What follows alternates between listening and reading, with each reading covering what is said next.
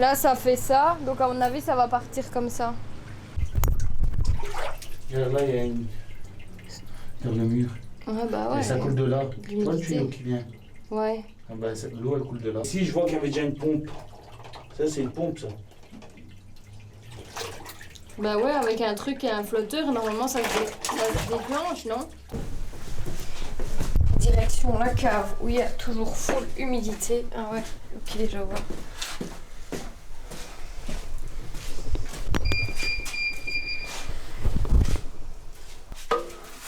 Passer la queue de rat là-dedans? Ouais.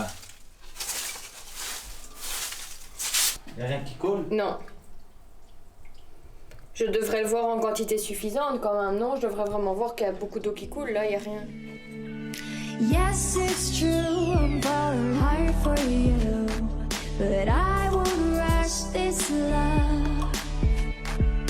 I can wait even if it's hard to take. One moment is enough. I will be standing here right by your side. Les copains, j'étais en train de nettoyer ici en haut et j'ai entendu un bruit très chelou. Alors je sais pas si vous allez entendre, je vais me taire.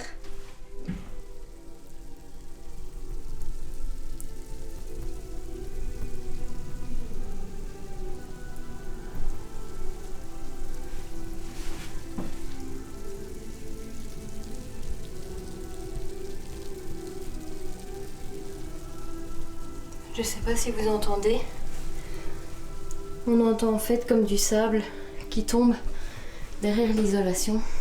Et je sais, j'ai cru que c'était de la pluie, j'ai cru qu'il y avait une infiltration.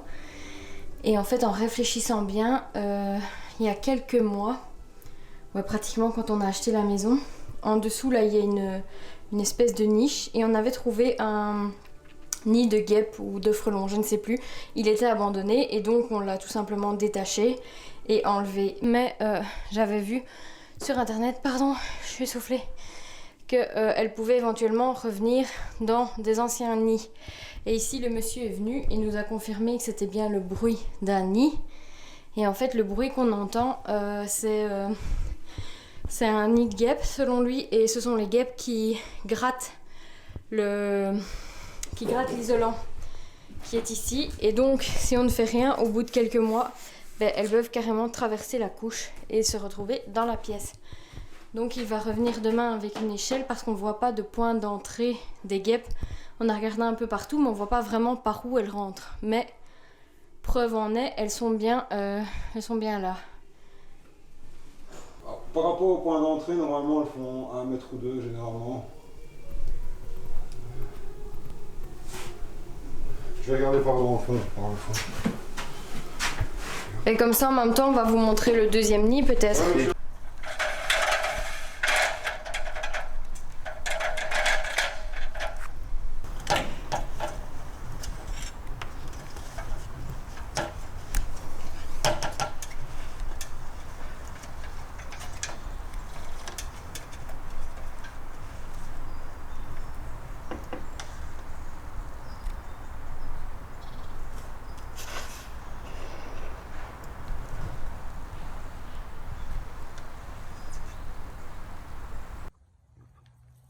Ouais, on voit même les différentes couleurs, c'est les différentes essences d'arbres sous lesquelles elles vont en fait. C'est ça.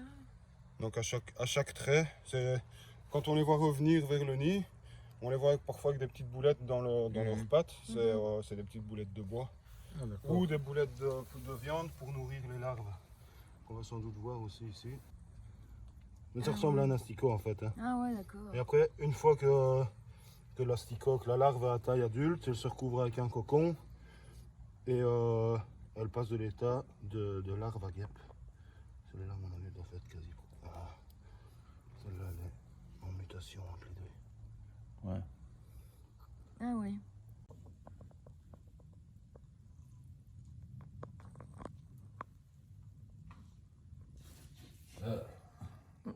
Quoi? On aurait dit que... Quoi?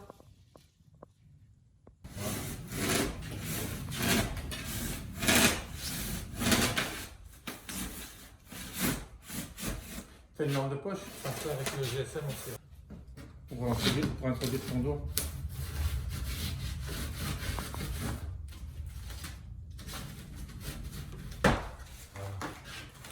Faites attention quand même. Attention, tonton. Je l'ai. Super bien. Ça, ça ne risque pas. Attends rien.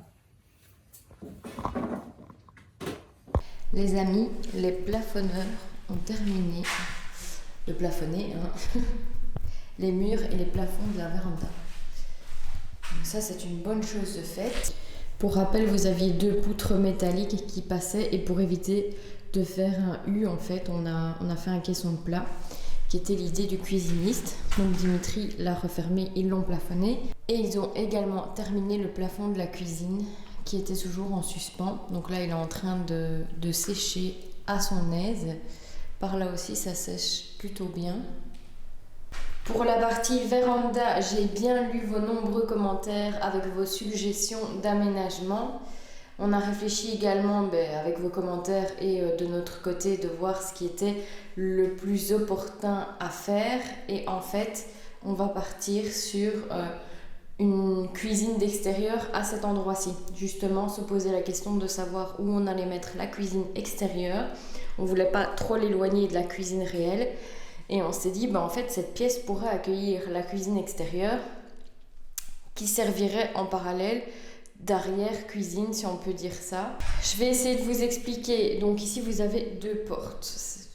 2 portes, c'est trop, ça ne sert à rien. Et donc celle-ci étant trop proche de la porte de la cuisine, l'idée c'est de venir la murer et de faire un muret à mi-hauteur. Donc celle-là, on va la garder, mais un muret à mi-hauteur avec une fenêtre basculante, soit comme ça, soit les fenêtres qui se replient en accordéon. Je vais vous mettre des petites inspirations pour que vous compreniez mieux. Et d'avoir vraiment ici, parce que mine de rien c'est quand même assez large, je pense que ça fait 1 mètre, mais d'avoir un plan de travail qui irait jusqu'à la limite de la porte, avec par exemple le four à pizza ici, avec le barbecue, une plancha, un petit évier par exemple, je sais pas du tout. Et le plan de travail continuerait au-dessus du muret. Donc vous auriez un petit débord de l'autre côté, donc côté extérieur. Et là, on pourrait venir mettre des tabourets. Le fait de pouvoir ouvrir cette très grande fenêtre panoramique et d'ouvrir cette porte, permet en fait de pouvoir cuire dans cet espace. De ne pas avoir trop de fumée, ça ferait plus ou moins intérieur-extérieur. Ça pourrait servir en bas de la cuisine de rangement frigo, donc pour le bar, qui pourrait servir à la piscine, qui pourrait servir pour la terrasse.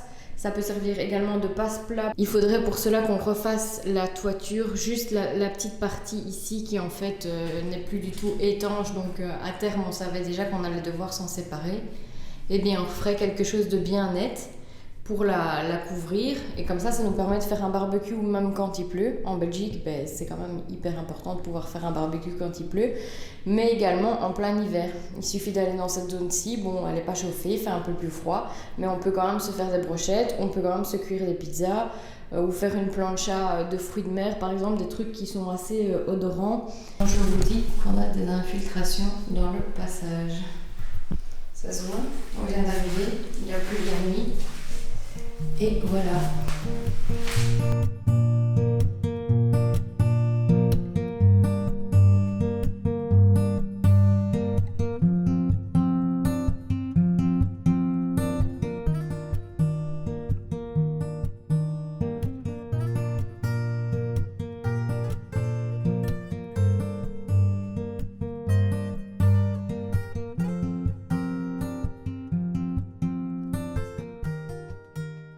Voici le résultat du garage post-déménagement. Donc le souci c'est qu'on a dû tellement se dépêcher qu'on a tout fourgué dans le garage, complètement n'importe comment, là où ça rentrait, et dans le grenier. Donc mon objectif du jour, je suis venue, Dimitri travaille, c'est de débarrasser. Ça va être un peu compliqué parce que c'est tellement le foutoir que voilà, il y a des choses qui doivent aller dans des pièces. Mais pour rappel, qui ne sont absolument pas terminés, donc sur lesquels on ne peut rien déposer. On va dire c'est faire un premier tri, de voir ce qu'on garde ou ce qu'on jette tant que la benne est là, et d'essayer d'organiser les choses.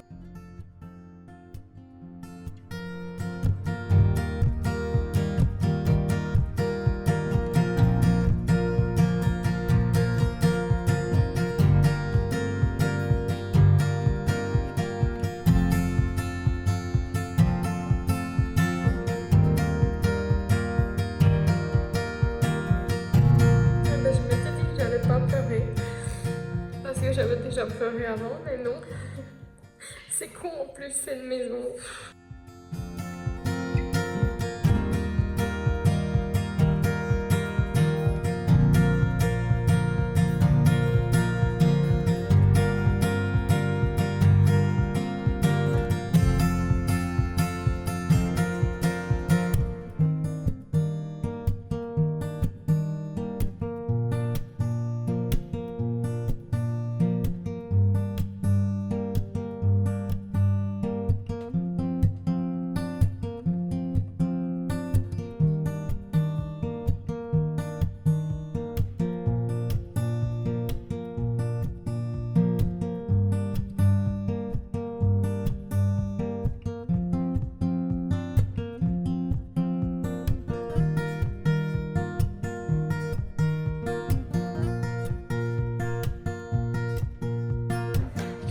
Merde, franchement. Faut passer votre dimanche tranquille devant YouTube, regarder une chouineuse qui change de maison là. Désolée, mais